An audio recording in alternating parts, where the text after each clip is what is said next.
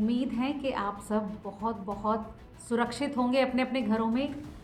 आज एक खबर थी, सभी बड़े न्यूज़पेपर्स और चैनल्स ने इस खबर को कैरी किया था और ये कुछ ऐसी खबर थी जो वाकई में हम सभी के लिए एक बहुत चिंता का विषय हो सकता है, क्योंकि हम में से ज़्यादातर लोग कहीं ना कहीं ट्रैवल कर रहे होते हैं और ज़्यादातर ट्रैवलिंग का वक्त बचाने के लिए हम लोग फ़्लाइट प्रेफर करते हैं।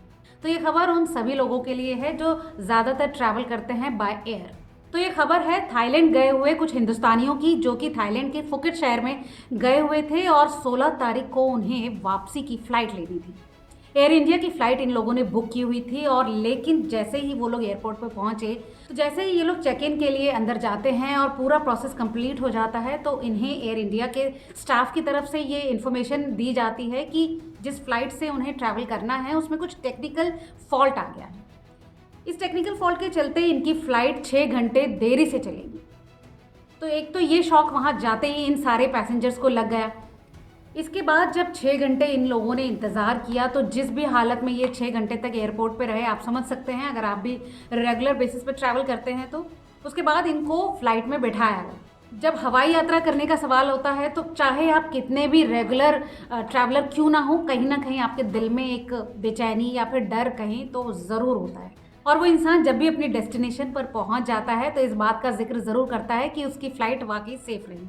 तो इन लोगों की क्या हालत रही होगी उस टेक्निकल फॉल्ट को सुनते ही, तो वाकई हम और आप सभी समझ सकते हैं।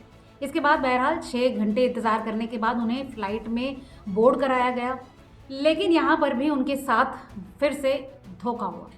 फ़्लाइट में करीब 1 घंटा बैठे रहने के बाद इन पैसेंजर्स को बताया जाता है कि टेक्निकल फॉल्ट अभी भी लग रहा है और फ़्लाइट अभी उड़ान भरने के लिए तैयार नहीं है। तो उन्हें फिर से एक बार नीचे उतार दिया जाता है प्लेन से और कहा जाता है कि उनकी सुविधा के लिए क्या कुछ अरेंजमेंट वो लोग कर सकते हैं वो किए जाएंगे, लेकिन इस बात की श्योरिटी उन्हें नहीं दी गई कि कब तक ये विमान ठीक हो जाएगा और क्या कुछ उनके लिए दूसरे अरेंजमेंट्स करे जा सकते हैं। तो 16 तारीख को जो फ़्लाइट इंडिया वापस आ जानी चाहिए थी, वो अब तक वो पैसेंजर्स फुकेट में ही रुके हुए हैं या कहें कि फंसे हुए हैं। तो इस सब पर उनके फैमिली के दिलों पर क्या गुजर रही होगी और ख़ुद वो लोग किस जद्दोजहद से गुजर रहे होंगे, वो हम और आप सभी समझ सकते हैं। इसके अलावा उनके बिजनेस और जो भी उनके कामकाज का नुकसान हो रहा है वो सब अलग है।